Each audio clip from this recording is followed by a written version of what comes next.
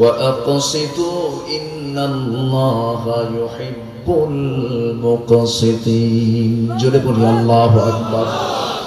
Number 4 হলো উপহাস করো না। লা ইয়াসখার يا أيها الذين آمنوا لا يسخر قوم من قوم عسى أن يكونوا خيرا منهم ولا نساء من نساء عسى أن يكن خيرا منهن ولا تلمسوا أنفسكم ولا تنابزوا بالألقاب بئس الاسم الفسوق بعد الإيمان جرب يا الله أكبر ومن لم يتب فأولئك هم الظالمون جرب يا الله أكبر উপহাস করো না, একটা মানুষকে দেখে ক্রিটিসাইজ করো না, তাকে হেও করো না, উপহাস করে কথা বলো। লোকটা অন্ধ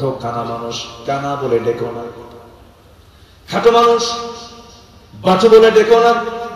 মোটা মানুষ মোটকু বলে ডেকো না। মাথার চুল নাই টেকো মাথা বলে ডেকো না। চিকন মানুষ বগের মতো লম্বা, এর ডেকো না, এরকম করে ডাক দিও না। এমন ভাবে ডাকো যেন সে খুশি হয়ে যায়। উপহাস করে কাউকে ডেকো না। কার কথা?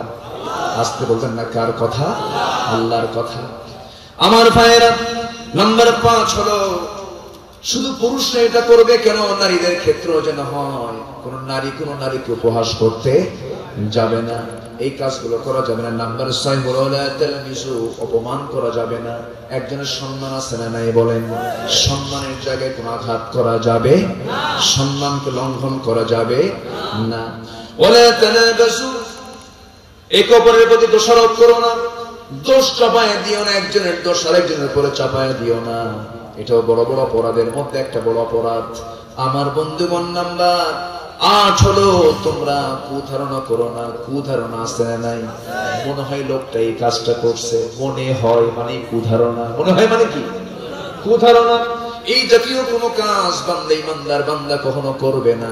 আল্লাহ বলছেন ইজতানিবু কাসীরাম মিনায-যন্ন ইন্না বা'দায-যন্নি ইসমুন ওয়ালা তাজাসসু ولا يغتب بعضكم بعضا أيحب أحدكم أن يأكل لحم أخيه ميتا فكرهتموه جرب لي الله أكبر তোমরা কুধারণা করো না। নাম্বার 9 হলো তোমরা গুপ্তচর বৃত্তি করো না, চগলখড়িটা করো না। ঘরের মধ্যে কি হচ্ছে তুমি জানালা দিয়ে উকি মেরে দেখতে যাও না। রাসূল বলেছেন জানালা দিয়ে যদি কেউ উকি মেরে দেখতে যায় তার চোখ কানা কর, তার চোখ কানা করে দাও। গুপ্তচর বৃত্তি তোমরা করতে যেও না। কত সুন্দর সুন্দর কথা কোরআন জানিয়ে দিয়েছে। নাম্বার 10 হলো তোমরা একে অপরে গীবত করো না। গীবত তো বাংলার জমিনে নাই, আসতে বলবেন না, আছে না নাই? গীবতের সরাসরি নামাজিও গীবত করে, বেনামাজিও গীবত করে। গীবত তো মারাত্মক গুনাহ, গীবত জিনার চেয়ে মারাত্মক। সেই গীবতের চর্চা আজকে আছে না নাই বলেন? আসতে বলবেন না, আছে না নাই? গীবতের চর্চা ইমানদার কখনো করতে পারে না। এই সমস্ত কথাগুলো কোন সূরার মধ্যে আছে বলেন? বলেন বলেন বলেন বলেন, কোন সূরার মধ্যে? সূরাতুল হুজুরাত। মানে এটা হচ্ছে আদবের সূরা, সব ঠিক হয়ে যাবে। জোরে বলি ইনশাআল্লাহ। আমার বন্ধুগণ, আমার ভাইয়েরা, বহু কথা বহু আলোচনা রয়ে গেছে। আল্লাহ আমাদেরকে পদবি দিতে চান। আমরা সিদ্দিক হব। আমরা কি হব বলেন? আমরা সিদ্দিক হয়ে যাব। কয়টা আমল করব? আসতে বলেন, কয়টা আমল করব? আমরা 3টা আমল করব। 3টা আমল করলে পরে আল্লাহ পাক আমাকে সিদ্দিকের পদবি দিবেন। জোরে বলি সুবহানাল্লাহ। একটাও কি বলেছি আমি এখনো? না। সূরা হুজরাতের মধ্যে 10টা ওয়ার্ড শুধু আমি শেষ করলাম। এখন আমি মূল আলোচনার দিকে আবার ফিরে যাচ্ছি। ইমানদারদের মধ্যে 3টা গুণ যদি আল্লাহ পান, সে বান্দা হবে আমার ভাষায় সে হবে সিদ্দিক। আমি তার জন্য জান্নাতের দরজা খুলে দেব। জোরে বলে সুবহানাল্লাহ। আসুন 3টা কাজ কি? কষ্ট পাচ্ছেন নাকি আপনারা? বলি আলহামদুলিল্লাহ। জোরে বলি আলহামদুলিল্লাহ। আমরা প্রশাসনকে ধন্যবাদ জানাই। এত বড় একটা আয়োজনে প্রশাসন অনুমতি দিয়েছে, বলি আলহামদুলিল্লাহ। প্রশাসনের জন্য আমরা দোয়া করব।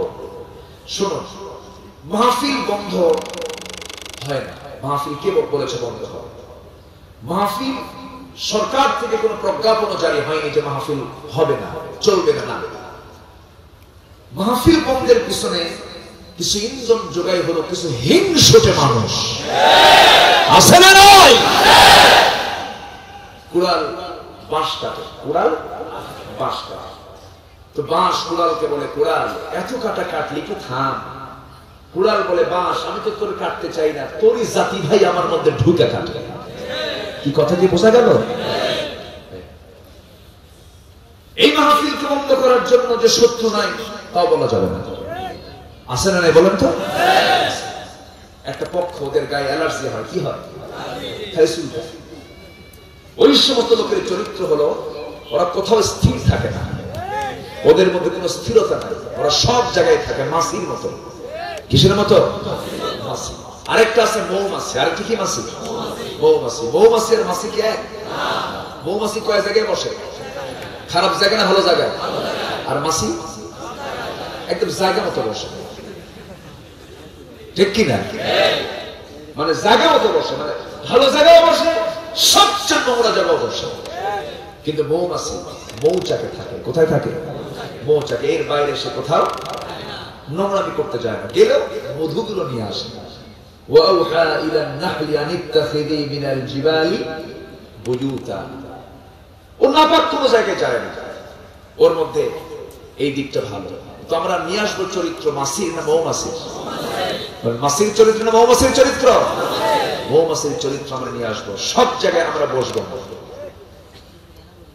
সব নাপাকি জায়গা আমরা স্পর্শ করবো না। আমরা যা স্পর্শ করব পবিত্রতার সাথে স্পর্শ করব, ঠিক কিনা? আমার বন্ধু কখনো কাফের হবে না, আমার বন্ধু কখনো মুনাফিক হবে না, আমার বন্ধু কখনো মুশরিক হবে না। কিন্তু আমার দেশে এরকম মুশরিক বন্ধু আছে না নাই? কাফের বন্ধু আছে না নাই? সম্মানিত ভাই, তিনটা কাজ আমরা করব, শিখে যাবো। এর মধ্যে একটা হলো কমন কথা, সেটা হলো আমরা ঈমান আনবো কার উপরে? আসতে বলবো না কার উপরে? আল্লাহ আছেন না নাই? আল্লাহ আছেন তো মনে হয়? যদি মনে হয় তো এত আকাম কুকাম কেন? নোংরামি বেহায়াপনা চূড়ান্ত পর্যায়ে এখন জাতি। একটা নারীর গায়ে পোশাক নাই বললেই চলে। যে পোশাক, এটা পোশাক পরার না পরা সমাজ। অর্ধলগ্ন নারী, আমি নারীদের গালমন্দ করছি না, মায়েরা ভালো। আমার দেশের মাদেরকে ইসলাম বোঝানো খুবই সহজ, শেখানো খুবই সহজ, কিন্তু শেখানো হচ্ছে না, চক্রান্ত করা হচ্ছে, ঠিক কিনা? চক্রান্ত করা হচ্ছে। আমার দেশের মার এত নরম, এত ভদ্রতা, এত বিনয়িতা। অনেক পরিবার আছে স্বামী দ্বারা স্ত্রী নির্যাতিত, আছে না নাই বলেন তো? বউকে পিটানো তো সুন্নতে মুআক্কাদা নাকি? বউকে পিটানো কি ফরজ? বলেন কি বলবেন? অনেক কিছু করে আছেন মুবাহ, পিটানো হয় না পিটানো হয়, এরকম কিছু কিছু কিছু স্বামী রুটিন ওয়ার্ক, মানে বউকে না মারলে ওর পেটের ভাত হজমই হয় না, এরকম আছে না নাই? অনেক মা আজকে মাহফিল এসেছেন, মায়েরা মনে মনে খুব এখন খুশি, হুজুর ভালো করে করবে, আমরা খুব সমস্যায় আছি। স্ত্রীকে মারা যাবে না, স্ত্রীকে আঘাত করা যাবে না। রাসূল কোন স্ত্রীকে আঘাত করেছেন এমন একটা হাদিস কেউ দেখাতে পারবেন? কেন মারবেন আপনি? ওই জায়গা তো আল্লাহ পাক ইসলাহের কথা বলেছেন, অসলহু খায়র আছে না? অসলহু খায়র আছে না? ওই জায়গায় ইসলাহের কথা এসেছে। মারবেন কেন? ওয়াহজুরুহুন্না ফিল মাদাজি, এটা টেকনিক করেন, বিভিন্ন সিস্টেম ইসলামে আছে, মারা যাবে না। আমার দেশের মারা অনেক ভালো, ইসলামকে যদি তাদের হাতে যদি তুলে দেওয়া যেত, ইসলামকে যদি হাইলাইট করে তাদের সামনে যদি তুলে ধরা হতো, আমার দেশের মায়েরা অনেক ইজি, অনেক সহজেই তারা মেনে নিতেন, আলহামদুলিল্লাহ। কিন্তু আজকে দেশের অভিভাবকরা কিন্তু দুষ্ট। আমি তো মনে করি মেয়েদের বাপরা ভালো না। আপনি কেমন বাবা আপনার মেয়ে ভার্সিটির ক্যাম্পাসে গিয়ে আপনার পর পুরুষের সঙ্গে নোংরামি করে আপনি কি শাসন করেন? ঠিক কি না? আপনি কি শাসন করেন? মেয়েকে গালি দিয়ে লাভ কি?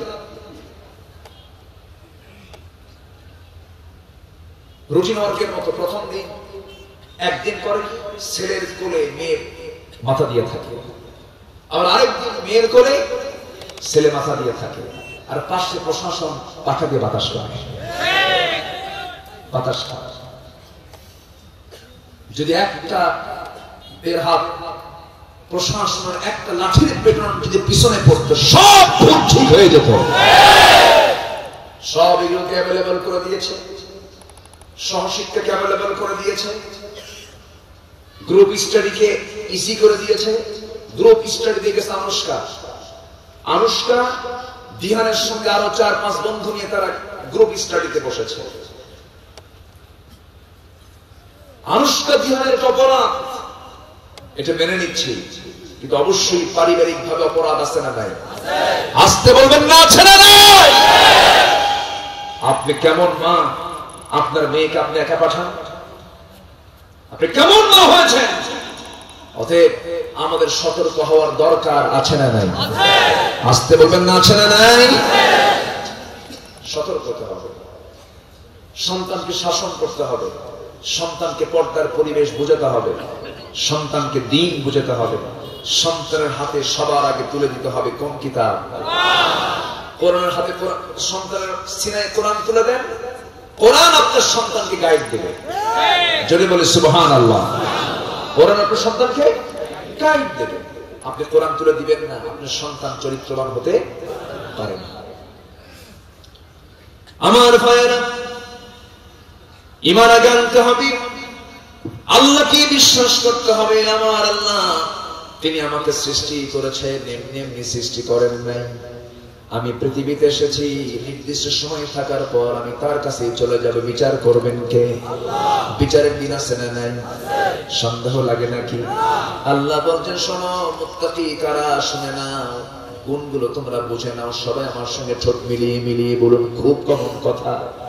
ঠোঁটের আয়াত, الذين يؤمنون بالغيب ويقيمون الصلاة ومما رزقناهم ينفقون والذين يؤمنون بما أنزل إليك وما أنزل من قبلك وبالآخرة هم يوقنون أولئك على هدى من ربهم وأولئك هم المفلحون جل بولي الله أكبر ইমানদার কারা, মুত্তাকি কারা? যারা অদৃশ্যকে বিশ্বাস করে। অদৃশ্য মানে আল্লাহকে দেখা যায় নাকি?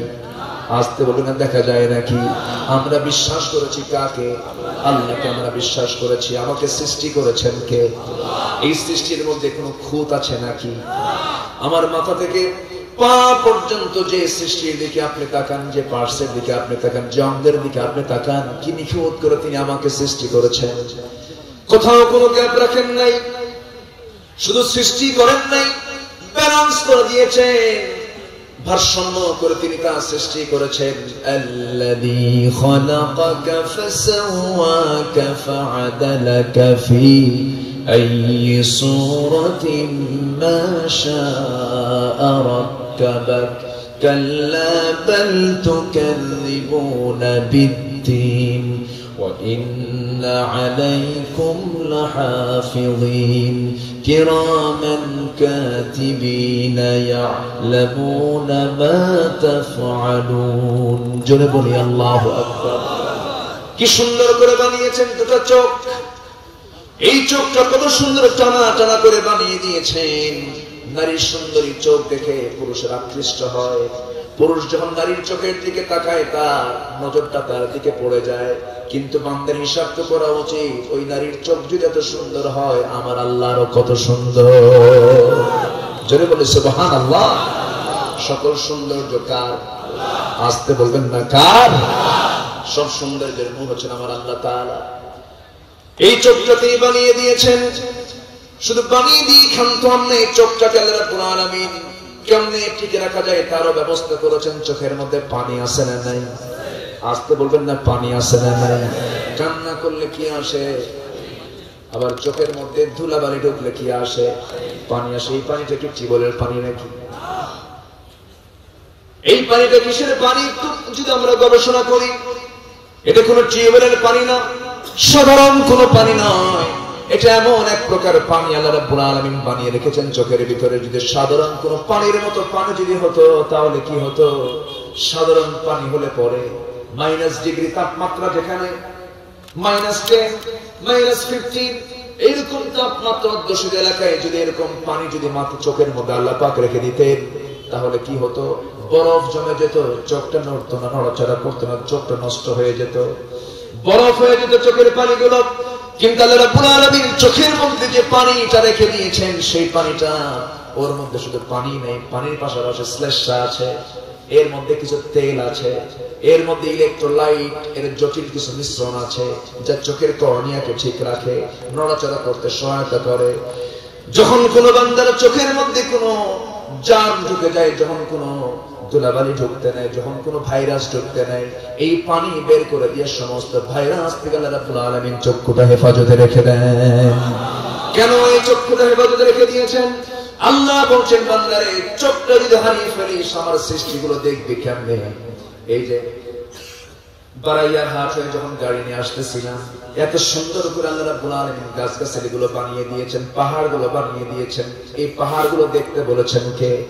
আল্লাহ রাব্বুল আলামিন বলেন, আফালা ইয়ানজুরুনা ইলাল ইবলি কাইফা খুলিকাত ওয়া ইলাস সামাই কাইফা রুফিআত ওয়া ইলাল জিবালি কাইফা নুসিবাত ওয়া ইলাল আরদি কাইফা সুতিহাত ফাযাক্কির ইন্নামা আনতা মুযাক্কির। জোরে বলি আল্লাহু আকবার। কি সুন্দর আমি উট বানালাম, কি সুন্দর পাহাড় বানালাম, কি সুন্দর আসমান বানালাম, কি সুন্দর গাছগাছালি বানালাম। বান্দা দেখো দেখো, আর মুখ থেকে তুমি প্রকাশ করো আলহামদুলিল্লাহি রাব্বিল আলামিন। সবাই বলেন আলহামদুলিল্লাহি রাব্বিল আলামিন। এত গেল চোখ। চোখের পরে আপনি একটু চোখের নিচে চলে আসেন, এটা কি? নাক। এই নাকটা আল্লাহ রাব্বুল আলামিন কত সুন্দর করে বানিয়ে দিয়েছেন। শীতকালে নাকের চামড়ায় কি ঠান্ডা লাগে নাকি? আস্তে কোন চামড়ায় ঠান্ডা লাগে নাকি? না, নাকের চামড়া কিন্তু ফাঁকা থাকে, চোখটা ফাঁকা থাকে, চোখেও ঠান্ডা লাগে না, নাকেও ঠান্ডা লাগে না। গোটা শরীরে এক এক চামড়া এক এক রকম করে আল্লাহ রাব্বুল আলামিন বানিয়ে দিয়েছেন। বুকের চামড়া এক রকম, পিঠের চামড়া এক রকম, ঘাড়ের চামড়া এক রকম, হাতের তালুর চামড়া এক রকম, এক এক চামড়াকে এক রকম করে বানিয়ে দিয়েছেন। বান্দা, এই নাক তোমার সামনে আমি ওপেন করে রেখেছি, নাকের সঙ্গে মুখ দিয়েছি। নাকের খাবার বেশি জরুরি না মুখের খাবার বেশি জরুরি? বলেন, নাকের খাবার বেশি জরুরি না মুখের খাবার বেশি জরুরি? আমাকে বুঝতেছেন না মনে হয়। শুধু এক খন্ড শুধু কাপড় দিয়ে তার সতরটা ঢাকানো। রাসূল বলছেন, ও যুবক, সকালবেলা দরজা খুলে আমি তোমাকে এমন অবস্থা দেখছি কেন, কি হয়েছে? তিনি বললেন, ইয়া রাসূলুল্লাহি, ইয়া হাবিবাল্লাহি, আল্লাহর দ্বীন গ্রহণ করেছি। আমার সমস্ত আত্মীয় স্বজন, আমার পরিবার, আমার চাচা সহ সবাই আমাকে ঘাড় ধাক্কা দিয়ে ঘর থেকে বের করে দিয়েছে। আমার শরীরের কাপড় চোপড় পর্যন্ত খুলে নিয়েছে। সমস্ত জমাজমি তারা সব নিজের নামে নিয়ে নিয়েছে। আমি সব দিয়ে আমি আল্লাহ এবং আল্লাহ রাসূলকে নেওয়ার জন্য আমি আপনার সামনে হাজির হয়ে গেছি। জোরে কোন সুবহানাল্লাহ। আমার নবীজি দারুণ খুশি হয়ে গেলেন। উলঙ্গ দেহ দেখি নবীজি ঘরের ভিতর থেকে তিনি সুন্দর দুটো জুব্বা নিয়ে এসে বললেন, ও আল্লাহর গোলাম, চিন্তা করো না, কে নাই তোমার পাশে? তোমার পাশে আমার আল্লাহ আছেন। তুমি আমার দরবারে এসেছো, তোমার জন্য সুন্দর দুটি জুব্বা আমি তোমাকে উপহার স্বরূপ দিয়ে দিলাম। খুব খুশি হলেন সেই সাহাবী। নবীর সঙ্গে দাঁড়ায় তিনি আছেন। রাসূল তার এই অবস্থা থেকে বলছেন, আল্লাহ, আমার এই আব্দুল্লাহর এই সাহাবী জান এবং মালকে কাফেরদের জন্য তুমি আল্লাহ হারাম করে দিও। সাহাবী কাঁদতে কাঁদতে বলছেন, ইয়া রাসূলুল্লাহ, আমি তেমন দোয়া চাইনি আপনার কাছে, আমার মন চায় আমি যেন আল্লাহর পথে জিহাদ করতে গিয়ে যেন শহীদ হয়ে যাই। জোরে বলে সুবহানাল্লাহ। মুজাহিদ তখন সে কার সাক্ষী হবে? আসতে বলেন কার সাক্ষী হয়ে যাবে? আল্লাহর সাক্ষী হয়ে যাবে। আমার ভাইয়েরা, রাসূল যখন এই কথা শুনলেন বলছেন, ও সাহাবী তুমি এমন চিন্তা করো কেন? তোমার মৃত্যু যদি বিছানায় হয়ে থাকে আল্লাহ তোমাকে শহীদের দরজা দিয়ে দিবেন। মনে তার সান্ত্বনা চলে আসলো। ওই মদিনায় কিছুদিন তিনি অবস্থান করলেন। হঠাৎ করে একদিন জিহাদের ডাক চলে এলো। আমার নবীজি সাহাবে কেরামকে নিয়ে জিহাদের ময়দানে ঝাঁপিয়ে পড়লেন, যুদ্ধ করলেন। যুদ্ধ শেষ হয়ে গেল। সেই যুদ্ধে সেই সাহাবী আব্দুল্লাহ তিনি অংশগ্রহণ করেছিলেন। ফিরে আসবেন। ফিরে আসার পথে যখন মদিনার দিকে রওনা দিয়েছেন, পথে চলতে হঠাৎ করে আমার নবী এখানে সংবাদ আসলো, ইয়া রাসূলুল্লাহি ইয়া হাবিবাল্লাহি, আপনার প্রিয় সাহাবী আব্দুল্লাহ দুনিয়া থেকে বিদায় নিয়েছেন।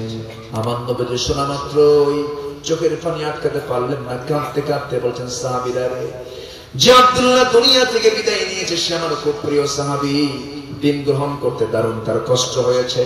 ও সাহাবীরা, আব্দুল্লাহর গোসলের বন্দোবস্ত করো, জানাজার আয়োজন করো। ওর জানাজার দায়িত্ব আমি আজকে কাউকে দেব না, আমি রাসূল নিজে তার জানাজার দায়িত্ব গ্রহণ করব। জোরে বলে সুবহানাল্লাহ। জানাজায় দাঁড়ায় গেলেন রাসূল। জিহাদের কি মর্যাদা দেখেন। আমার নবীজি জানাজায় শামিল হলেন, জানাজা শেষ করলেন। জানাজা সম্পন্ন করার পর আবার রাসূল বলেন, সাহাবীরা, আমার প্রিয় সাহাবী আব্দুল্লাহর কবরটা কোথায় খনন করেছো? হুজুর, দুই পাহাড়ের মাঝখানে আমার কবরটা খনন করেছে, আমাকে সেই জায়গায় নিয়ে যাও। আমার নবীজি কবরের ঠিক সামনে গিয়ে দাঁড়ালেন। নবীজি কাঁদতে কাঁদতে অস্থির হয়ে যাচ্ছেন আর বলছেন, সাহাবীরা, আমার আব্দুল্লাহকে আজকে দাফন করার জন্য, কবরে দাফন করার জন্য আজকে কবরের মাটিতে আমি কাউকে নামতে দেব না, আমি আগে নিজে নামবো। রাসূল তার কবরের ভিতরে নামলেন।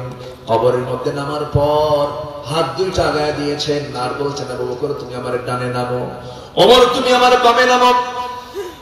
হযরত আবু বকর ডানে, হযরত ওমর বামে নামলেন। হাত দুইটা আগায় দিয়ে বলছেন, ও সাহাবীরা, আমার কলিজার টুকরা আব্দুল্লাহকে তোমরা আমার হাতের মধ্যে তুলে দাও। আমার নবী আব্দুল্লাহকে হাতের মধ্যে নিলেন, চোখের পানি ফেলে ফেলে কাঁদতেছেন। আর পাশে দাঁড়িয়ে থেকে একজন সাহাবী ইতিমের মতো তাকায় তাকায় কান্দে আর বলে, সাহাবী আবু ওয়াক্কাস রাদিয়াল্লাহু আনহু সেই সাহাবীর নাম। তিনি কাঁদতে কাঁদতে বলছেন, আল্লাহ, আমার জীবনটা কত অধমামি, আজকে আমার এই জীবনের চাইতে যদি আমার জীবনটা যদি না থেকে যদি লাশ হতাম, আর ওই কবরের বাসিন্দা যদি আমি সাহাবী আবু ওয়াক্কাস হতাম, আমার জীবনটা ধন্য হয়ে যেত। আমার নবীজি দুজনকে সঙ্গী করে নিয়ে কবরে নেমেছেন। রাসূল বলছেন, আবু বকর তুমি আমার আব্দুল্লাহর মাথা ধরো, ও ওমর তুমি আমার আব্দুল্লাহর বামে পাঁচ সাইডটা ধরো। তিনজন মিলে কবরে শোয়া দিলেন। কবরে শোয়া দেওয়ার পর বুকের উপরে হাত রেখে বলছেন, আল্লাহ, এই সাদ ইবনে এই আব্দুল্লাহ জুলবাজাদাই দিন গ্রহণ করতে গিয়ে যে পরিমাণ কষ্ট স্বীকার করেছে, আল্লাহ, জিহাদের ময়দানে যুদ্ধ করে ফেরার পথে দুনিয়া থেকে বিদায় নিল, আল্লাহ মেহেরবানি করে তার মর্যাদা তুমি আল্লাহ বাড়ায়া দাও। আর আমার পক্ষ থেকে বলছি, আল্লাহ, এই মুহূর্ত পর্যন্ত আমি আব্দুল্লাহর উপরে রাজি আছি, সন্তুষ্ট আছে, তুমি আল্লাহ তার প্রতি রাজি সন্তুষ্ট হয়ে যাও। জোরে বলে সুবহানাল্লাহ। জিহাদের মর্যাদা আছে না নাই? আসতে বলবেন না, আছে না নাই? নাকের টাকে দরকার না মুখের টাকে দরকার? বলেন বলেন, এখন কোনটা আগে দরকার? মুখ আপনার 3 দিন বন্ধ, 3 দিন আপনার মুখটা বন্ধ রেখেছে, আপনি বাঁচবেন। 3 দিন কিছুই খান নাই তবু আপনি বাঁচবেন, কিন্তু মুখটা খোলা রেখেছেন 3 দিন না 5 মিনিট শুধু নাকটা বন্ধ, বাঁচবে নাকি? এখন বলেন, নাকের আগে দরকার না মুখের আগে দরকার? আল্লাহ রাব্বুল আলামিন নাকের বাগে সর্বক্ষণ খাবার রেখে দিয়েছেন, বান্দা আমাকে তুই বলিস কেমন, একটা মুহূর্ত তো আমি তোকে বলি নাই, এত সুন্দর করে খাবার দিয়ে দিয়েছি বান্দা, অক্সিজেনটাকে আমি লেভেল করে দিয়েছি, ফ্রি সার্ভিস করে দিয়েছি, আকাশের সূর্যকে তোমার জন্য ফ্রি সার্ভিস করে দিয়েছি। এই সূর্যের যে তাপ, আমার দেশের সূর্যের যে তাপমাত্রা, এই তাপমাত্রা আমার আপনার জন্য খুব কাজে লাগতেছে। এই সময়ে করোনা, এই ক্রান্তিকালে এই সময়ে খুব দরকার এই তাপটা। সূর্যের যে ভিটামিন ডি, যে বান্দার শরীরে পরিপূর্ণ ভিটামিন ডি পাবে, ওই বান্দার শরীরে করোনা অ্যাটাক করে না। জোরে বলি আলহামদুলিল্লাহ, জোরে বলি আলহামদুলিল্লাহ। করোনা থেকে বাঁচার জন্য সূর্যের দরকার আছে না নাই? আসতে বলবেন না, আছে না নাই? সূর্যের ওই গাছের জন্য সূর্যের দরকার আছে না নাই? সমস্ত প্রাণীগুলোর জন্য সূর্যের দরকার। আবার এই সূর্যকে আল্লাহ রাব্বুল আলামিন এমন জায়গায় সেট করে দিয়েছেন, সূর্য যদি পৃথিবী থেকে 1 ইঞ্চি যদি দূরে থাকতো, পৃথিবী হিমশীতল ঠান্ডা হয়ে যেত, মানুষগুলো বাঁচত না, মরে যেত। আবার 1 ইঞ্চি যদি পৃথিবীর কাছাকাছি যদি চলে আসতো, পৃথিবী জ্বলে পড়ে ছারখার হয়ে যেত। আল্লাহ এমন জায়গায় রেখে দিয়ে বলছেন, বান্দারে সূর্য দিয়েছি, চাঁদ দিয়েছি, সৃষ্টি করেছি সব তোর জন্য। বান্দা তোর দায়িত্ব হলো তুই ঈমান আনবি কার উপরে? আস্তে বলবেন না, কার উপরে? আল্লাহর উপরে। এই যে কান দিয়েছেন, আস্তে বললে আস্তে শোনা যায়, জোরে বললে জোরে শোনা যায়। রাতের আধারে বউটা যখন পাশে শুয়ে থেকে ফিস ফিস করে বলি, আস্তে আস্তে করে শোনে।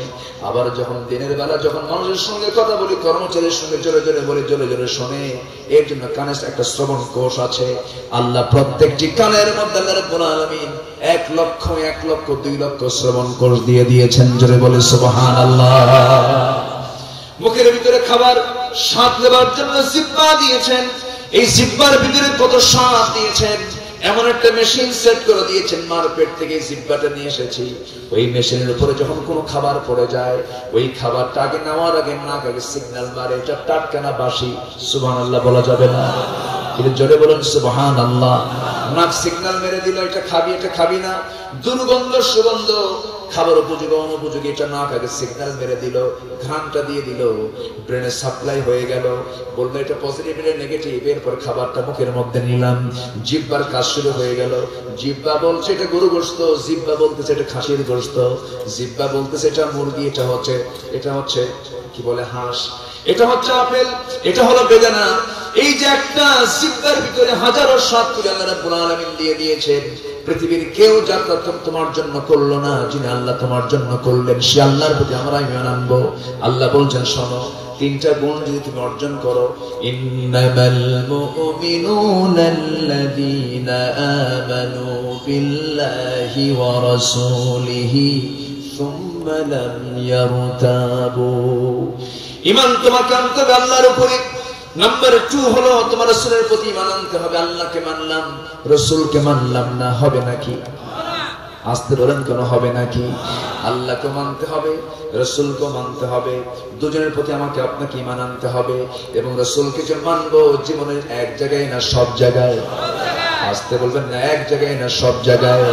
আমার নবীর গোটা জীবনকে মানতে হবে, গোটা আদর্শকে ফলো করতে হবে। মহান রব্বুল আলামিন বলেছেন, মা আতাকুমুর রাসূলু ফাখুযুহু ওয়া মা নাহাকুম আনহু ফান্তাহু লাকাদ কানা লাকুম ফি রাসূলিল্লাহি উসওয়াতুন হাসানাহ লিমান কানা ইয়ারজুল্লাহ لمن كان يرجو الله واليوم الآخر وذكر الله كثيرا। جلبنا الله أكبر। তোমাদের জন্য উত্তম আদর্শের বাস্তব নমুনাতম কেউ নন, তিনি হচ্ছেন জনাবে মুহাম্মদুর রাসূলুল্লাহ। মুহাম্মদুর রাসূলুল্লাহ। রাসূলকে নামাজে মানবা, সমাজে মানবে না তা হবে না। রাসূলকে তুমি শুধু সুন্নতে মানবা, ফরজে মানবা না তা হবে না। রাসূল যেমন মিষ্টি খেয়েছেন এটাও সুন্নাত, রাসূল যেমন দিনের জন্য জেল কেটেছেন এটাও সুন্নাত। ঠিক কি না? সস্তা সস্তা সুন্নাত মানবা, কঠিন সুন্নাত মানবা না, এটা হবে না। আমার মুশির ভাই আজকে একটা গান গেয়ে একটা সঙ্গীত তিনি গিয়েছেন আপনাদের সামনে। সুন্নাত নয় শুধু দাওয়াতের মেহমান। এই সঙ্গীতটা জীবন ধর্মী একটি সঙ্গীত। আলহামদুলিল্লাহ বলেন। আমার ভাইয়েরা, শুধুমাত্র ঠাকঠুক মেরে কয়েকটা সেজদা দিলাম, সুন্নতের কিছু পাবন্দি হলাম আর জান্নাত পেয়ে গেলাম না, না। জীবনের সকল জায়গায় সিদ্ধান্ত নিয়ে জানিয়ে দিতে হবে, ওই আয়াতটা বলতে হবে, ইন্না সালাতি ওয়া নুসুকি ওয়া মাহইয়ায়া ওয়া মামাতি লিল্লাহি রাব্বিল আলামিন। জোরে বলি আল্লাহু আকবার। আমার জীবন কার জন্য? আমার সালাত কার জন্য? আমার কুরবানি কার জন্য? আমার হায়াত, আমার মওত সব কার জন্য? আল্লাহর জন্য। সবকিছু আল্লাহ কেন্দ্রিক করে দিতে হবে, আল্লাহর সঙ্গে প্রেম করে দিওয়ানা হয়ে যেতে হবে। মাজনুল্লাহ হতে হবে, আল্লাহর মজনু, আল্লাহর পাগল হতে হবে, আল্লাহর জন্য দিওয়ানা হয়ে যেতে হবে। আল্লাহ বলছেন, বান্দারে আমার দিকে তুই 1 হাত আগাবে, আমি তোর দিকে 10 হাত আগাবো।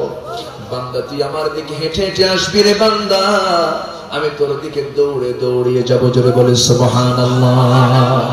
এই পৃথিবীতে আমার প্রতি সবচেয়ে বেশি দয়া কার? আসতে বলবেন না কার?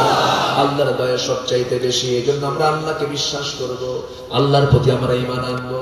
আর সেই বিশ্বাসের প্রথম ধাপ হলো 5 ওয়াক্ত নামাজ। কয় ওয়াক্ত নামাজ? নামাজ আমরা কেউ ছেড়ে দেব? আসতে নামাজ কেউ আমরা ছেড়ে দেব? নামাজ আদায় করবো, কিন্তু সত্য কথা ছেড়ে দেব। নামাজি মিথ্যাবাদী আছে না নাই? নামাজি সুদখোর আছে না নাই? নামাজি ঘুষখোর আছে না নাই? নামাজি দুনিয়ার আইন মেনে নাই এমন নামাজি আছে না নাই? ওই নামাজের দাম আল্লাহর কাছে নাই। ওই সমস্ত নামাজি হওয়া যাবে না। আসল নামাজি হতে হবে, সত্যবাদী হতে হবে, সত্য প্রকাশী, অসংকোচ হতে হবে, সত্য প্রকাশী, নিঃসংকোচী কথা বলতে হবে, কোন প্রকার জড়তা রাখা যাবে না। একজন ইমানদার নামাজি, একজন আল্লাহর পরহেজগার বান্দা 2 জবানে কথা বলে না, 1 জবানে কথা বলে। কয় জবানে বলেন? 1 জবানে কথা বলে। আমি কি আলোচনা শেষ করে দেব? তো ওঠে কেন?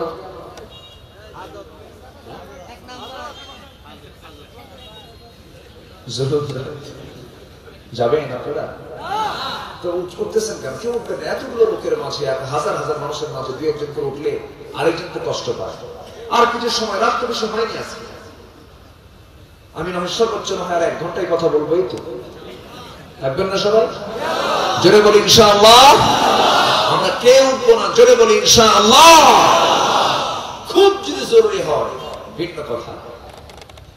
আবার অনেকে বিড়ি খাওয়ার জরুরিও আছে। বিড়ির টান মারে কি দেখেন না? 80 বছরের বুড়া যখন বিড়ি খায় তখন মনে হয় 16 বছর। এরকম কিছু চাচা আছে না নাই? 1 ঠ্যাং আরেক ঠ্যাঙের উপরে তুলে সামনে নদীর কূলে বসে বিড়ি খায় চাচা, আর আকাশের দিকে তাকে মানে সিদরাতুল মুনতাহা পার হচ্ছে।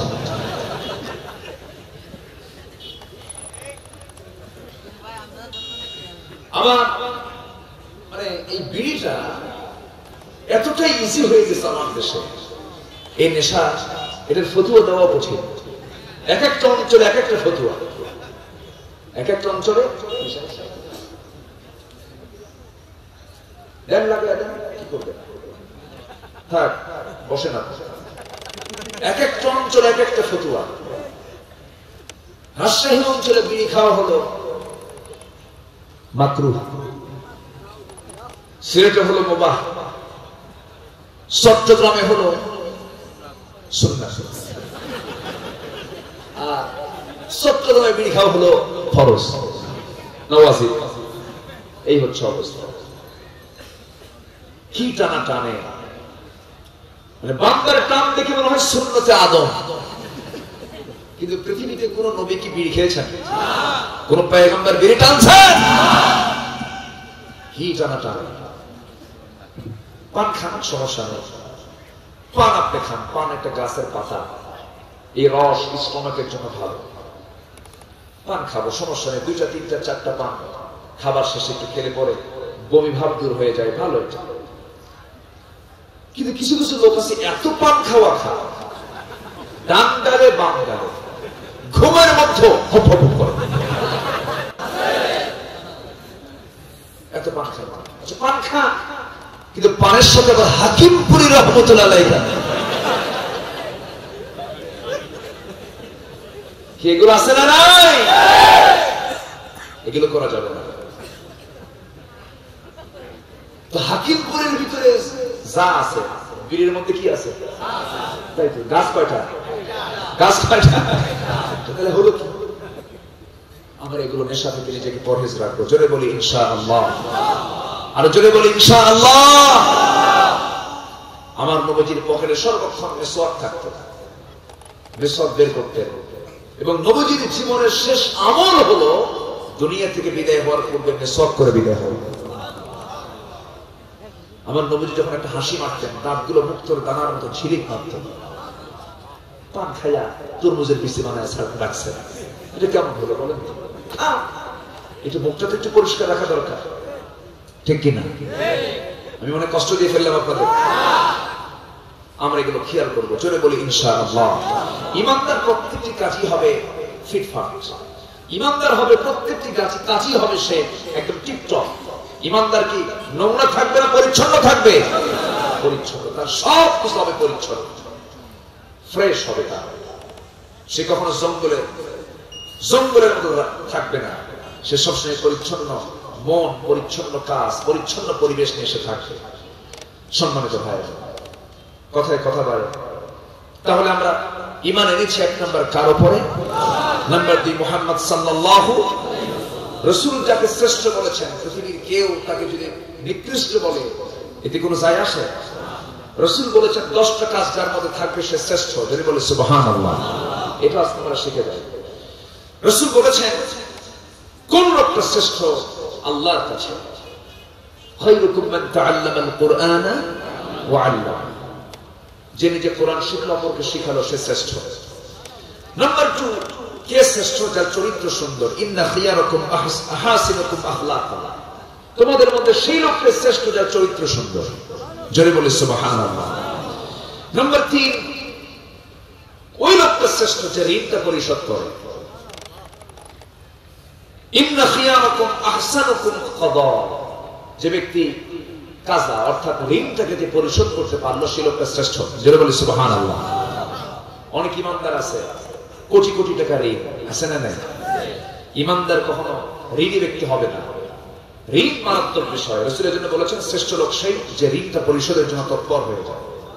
আচ্ছা, ওই লোকটা শ্রেষ্ঠ যার কাছে কল্যাণ পাওয়া যায়। কি পাওয়া যায়? কল্যাণ পাওয়া যায়, সেই লোকটা শ্রেষ্ঠ। রাসূল বলেছেন যে তার পরিবারের কাছে ভালো সে আল্লাহর কাছে শ্রেষ্ঠ, জোরে বলি সুবহানাল্লাহ।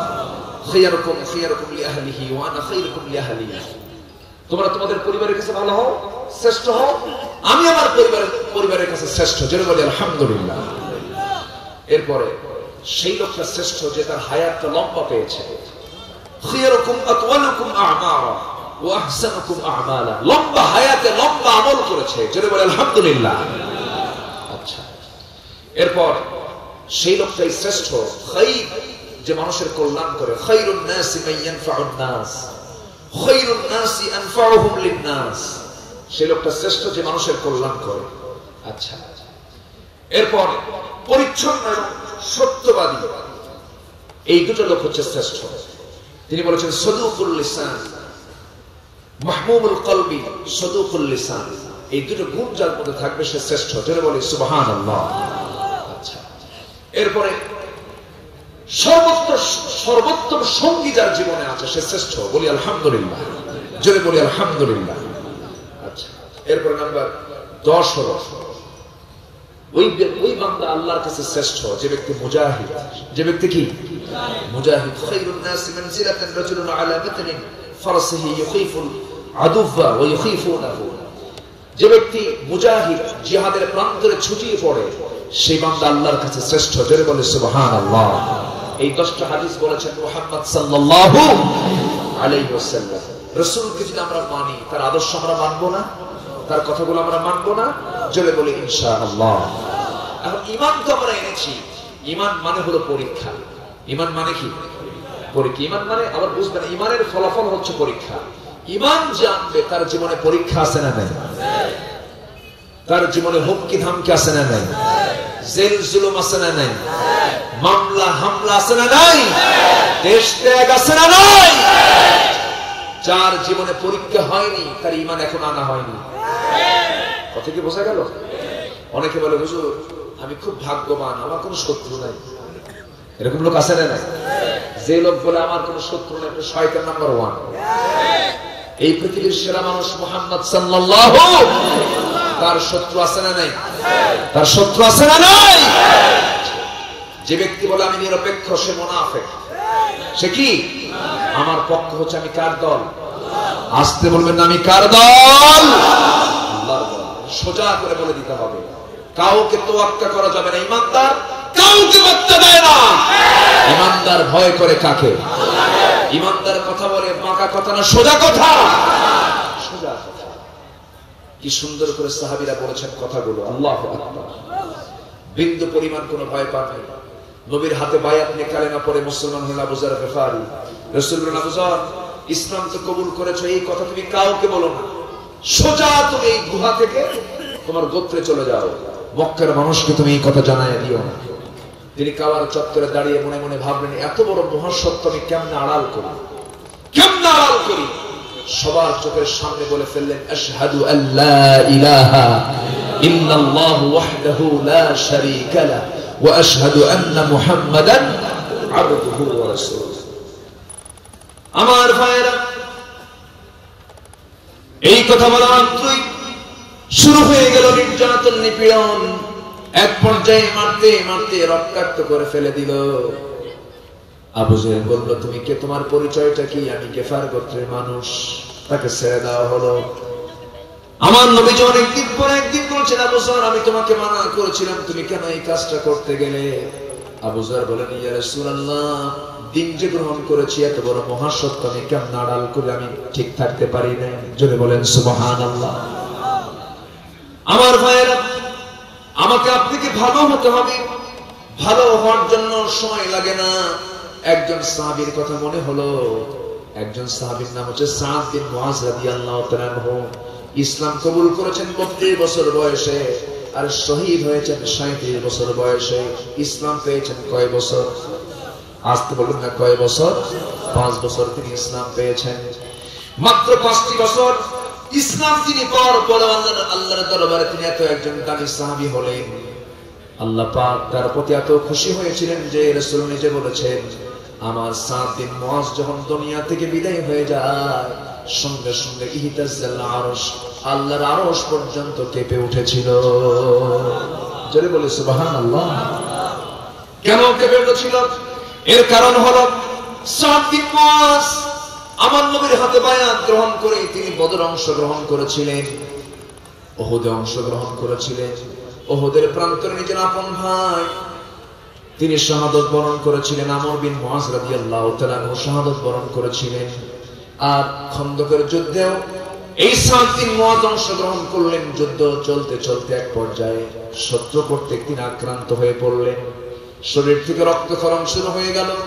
সাদ বিন মুআজ রাদিয়াল্লাহু তাআলা আনহু শেষ পর্যন্ত আর টিকতে পারলেন না। গোটা শরীর থেকে রক্ত যখন ঝরতেই লাগলো, এক পর্যায়ে তিনি দুনিয়া থেকে বিদায় নিলেন। রাসূল বলেন, সাহাবীরা, আমার সাদ দুনিয়া থেকে বিদায় নিয়েছে, কিন্তু আল্লাহর আরশ পর্যন্ত কেঁপে উঠেছে। জোরে বলি সুবহানাল্লাহ। ঈমান শুধু আনলেই হবে না, তিনটা কাজ আল্লাহ রাব্বুল আলামিন এখানে করতে বলেছেন। ইন্নামাল মুমিনুনা আল্লাযীনা আমানু বিল্লাহি ওয়া রাসূলিহি সুম্মা লাম ইয়ারতাবু ওয়া জাহাদু বিআমওয়ালিহিম ওয়া আনফুসিহিম ফি সাবিলিল্লাহ উলাইকা হুমুস সাদিকুন। জোরে বলি আল্লাহু আকবার। ঈমান যারা আল্লাহর উপরে, নবীর উপরে, তাতে কোনো সন্দেহ করবে না। ওয়ালাম ইয়ারতাবু, যারা সন্দেহ করবে না। নাম্বার 3 হলো ওয়াজাহাদু, তারা জিহাদ করবে কার পথে? আল্লাহ। আসতে বলবেন না, কার পথে? আল্লাহর পথে। ঈমান আনা মানে নিজের জীবনকে আল্লাহর হাতে তুলে দেওয়া। কারণ আমার জান মাল কিনে নিয়েছেন কে? আসতে বলবেন না, কে কিনে নিয়েছেন? আল্লাহ কিনে নিয়েছেন। যেমন করে সাহাবায়ে কেরাম জীবনটা দিয়ে দিয়েছেন মুহূর্তের ভিতরে। যখন ডাক দিয়েছেন রাসূল, আসতে দেরি হয় নাই, শুধু ডাকতে দেরি হয়েছে। আমার নবীজি যুদ্ধের ডাক দিয়েছেন যখন সাহাবীরা বসে থাকেন নাই। বদর ইতিহাস কার না জানা আছে? উহুদের ইতিহাস কার না জানা আছে? সবার কম বেশি টুকটাক জানা আছে। আমার ভাইয়েরা, আমার নবীজি একজন সাহাবীকে দেখতে পেলেন। একদিন আমার নবীর সামনে, আমার নবীর ঘরের সামনে তিনি দাঁড়ানো। রাসূল তাকে দেখতে পেলেন। তার গায়ে কোনো কাপড় চোপড় নাই, শুধু এক খণ্ড শুধু কাপড় দিয়ে তার সতরটা ঢাকানো। রাসূল বলছেন, ও যুবক, সকালবেলা দরজা খুলে আমি তোমাকে এমন অবস্থা দেখছি কেন, কি হয়েছে? তিনি বললেন, ইয়া রাসূলুল্লাহি, ইয়া হাবিবাল্লাহি, আল্লাহর দ্বীন গ্রহণ করেছি। আমার সমস্ত আত্মীয় স্বজন, আমার পরিবার, আমার চাচা সহ সবাই আমাকে ঘাড় ধাক্কা দিয়ে ঘর থেকে বের করে দিয়েছে। আমার শরীরের কাপড় চোপড় পর্যন্ত খুলে নিয়েছে, সমস্ত জমা জমি তারা সব নিজের নামে নিয়ে নিয়েছে।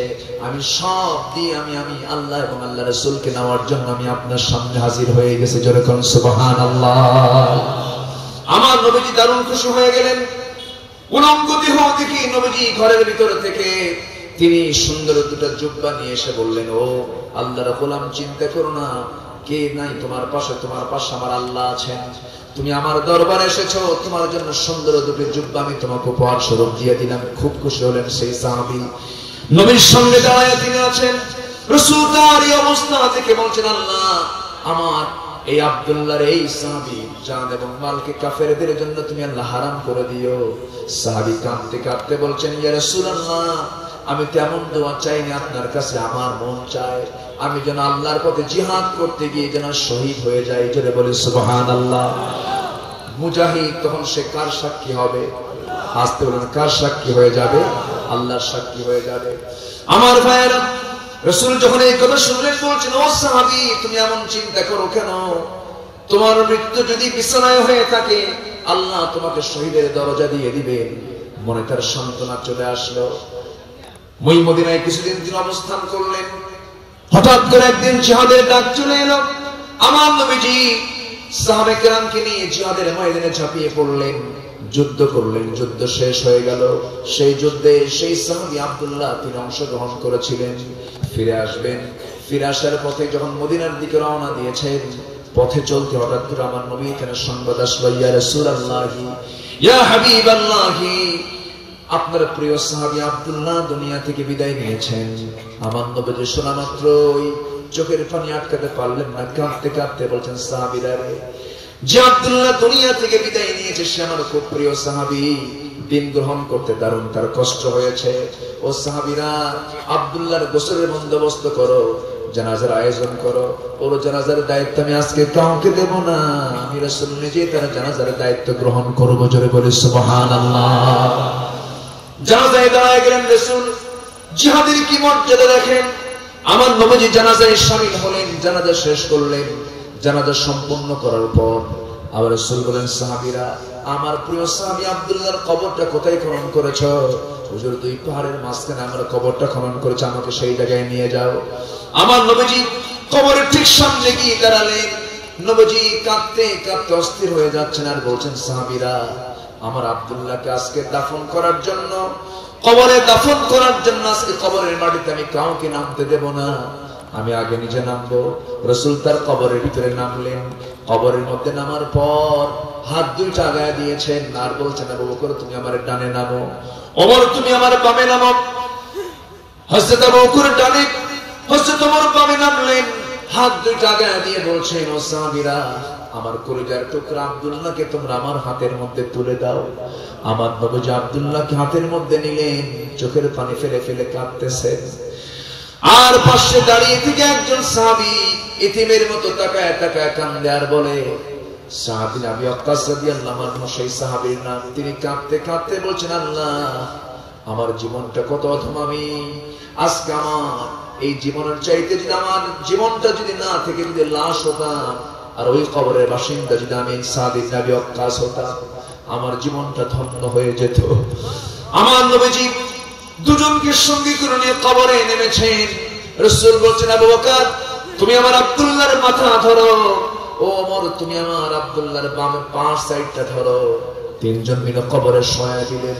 কবরে শোয়া দেওয়ার পর বুকের উপরে হাত রেখে বলছেন, আল্লাহ, এই সাদ ইবনে এই আব্দুল্লাহ জুলবাজাদাই দিন গ্রহণ করতে গিয়ে যে পরিমাণ কষ্ট স্বীকার করেছে, আল্লাহ, জিহাদের ময়দানে যুদ্ধ করে ফেরার পথে দুনিয়া থেকে বিদায় নিল, আল্লাহ, মেহেরবানি করে তার মর্যাদা তুমি আল্লাহ বাড়ায়া দাও।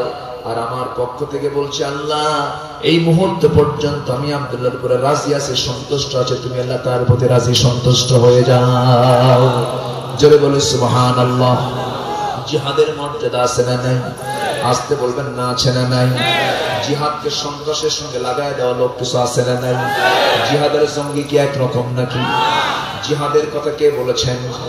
আসতে জিহাদের কথা কে বলেছেন? কোরআনে জিহাদের কথা একবার না বহুবার? না নামাজের কথা একবার না বহুবার।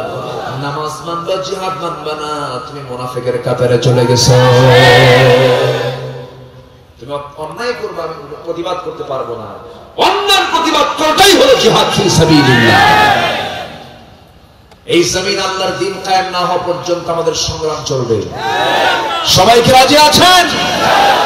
প্রয়োজনে জান মাল কোরবান করে দিতে হবে মুসলমান। রাজি আছেন? কারা কারা হাত তুলে দেখা।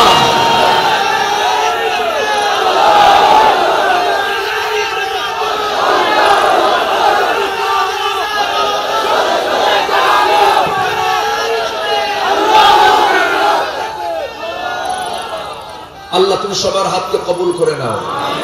জোরে বলি আমিন। আরো জোরে আমিন। সম্মানিত ভাইয়েরা, সময় আর ক্ষেপণ করতে চাই না, শেষ করে দেই। আলোচনা চালাবো? আমি তো ভাবতেছি 11টা ক্রস হয়ে গেল, কি করবো? তাজুল ইসলাম, সমস্যা নাই, কোনো অসুবিধা নেই, সবাই থাকতে রাজি আছেন? জোরে বলি ইনশাআল্লাহ। ফজর নামাজ পড়েছি সবাই? আওয়াজ কম। যোহর পড়েছি, আসর পড়েছি, মাগরিব পড়েছি, এশা পড়েছি, ফজর পড়বো? জোরে বলি ইনশাআল্লাহ। নামাজ কাজা করা যাবে না। ওয়াজ আগে না নামাজ আগে? নামাজটা। অনেক মা বোন বাচ্চা কাচ্চা কোলে করে নিয়ে মাহফিল এসেছে, সব দিক তো একটু খেয়াল করতে হয়। সম্মানিত হাজিরিন, আমরা পাপকে বর্জন করবো। ইমানদার পাপী হবে না। ইমানদার কখনো পরিকল্পিত পাপী হবে না। হঠাৎ করে দুই একটা পাপ হতে পারে। পাপের অনুশোচনা আমাকে আপনাকে নিয়ে আসতে হবে। আমরা পাপ কাজে জড়াবো না। জোরে বলি ইনশাআল্লাহ। আল্লাহ তুমি সবাইকে কবুল করে নাও। তুমি সবাইকে কবুল করে নাও। দিন বোঝার তৌফিক দাও, কোরআন বোঝার তৌফিক দাও। আমি আর সময় ক্ষেপণ করতে চাচ্ছি না, কারণ রাতটাও ঠান্ডা। আমি এসেছি, অনেক মা বোন দেখলাম, মা বোনদের জন্য প্যান্ডেল করা হয়েছে। অনেক মা বোন আসছেন, অনেক মা বোন আসছেন। আল্লাহ তুমি মা বোনদেরকে দিন বোঝার তৌফিক দিয়ে দাও। আসুন আমরা এখন সোজা দোয়ার দিকে চলে যাবো। চাইবো কার কাছে? আমরা আল্লাহর কাছে চাইবো। জি, উঠতেছেন কেন? ওঠে কে? ধরেন তো, ধরেন। ওঠে কেন? বসো। মাহফিল কমিটি আমাকে একটু আবদার করেছেন, আগামীকালকে মাহফিল আছে। আগামীকালকে বিশেষ করে আমার অত্যন্ত কাছের ভাই শিল্পী মশিউর রহমান ভাই, তিনি অনেক সুন্দর সুন্দর ইসলামের সঙ্গীত কিনে গাবেন ইনশাআল্লাহ। এবং নতুন নতুন আলোচক এলাকায় তিনি আসেননি কখনো। হাজীগঞ্জ কামিল মাদ্রাসার অনারেবল হেড মুহাদ্দিস আবু নাসর আশরাফি সাহেব, তিনি আগামীকালকে আসবেন। সবাই বন্ধু বান্ধব সবে আসবে। জোরে বলি ইনশাআল্লাহ। তো আমি সবাইকে নিয়ে দোয়া করতে চাই। দোয়া ছাড়া কেউ যাবেন?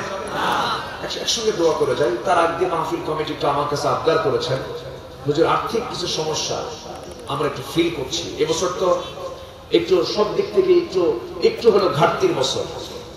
সবাই যদি একটু আন্তরিকতা নিয়ে যদি মাহফিল কমিটি একটু সাপোর্ট দেয়, এতে তারা একটু কল্যাণ হবে, এতে তাদের জন্য বিশাল একটা প্লাস পয়েন্ট হবে। আমি চাচ্ছি সবার হাতের একটা হক যেন আজকে আদায় হয়।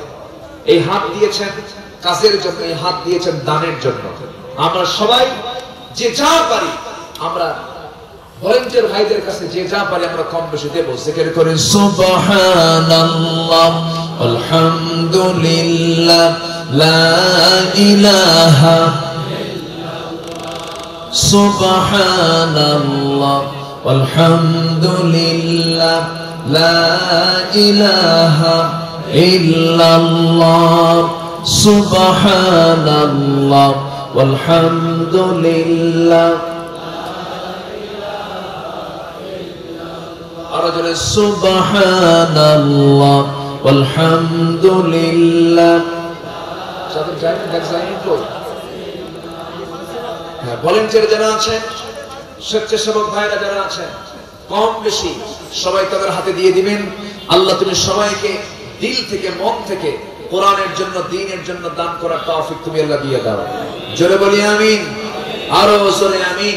জিকির করে সুবহানাল্লাহ আলহামদুলিল্লাহ লা ইলাহা, আরো জোরে লা ইলাহা। আমার মা বোন যারা আছেন, মহিলা প্যান্ডেল অনেক মা ভলেন্টিয়ার আছেন, মেহেরবানি করে যে যা পারেন সবাই দেবেন। জিকির করে আল্লাহ আল্লাহ আল্লাহ আল্লাহ লা ইলাহা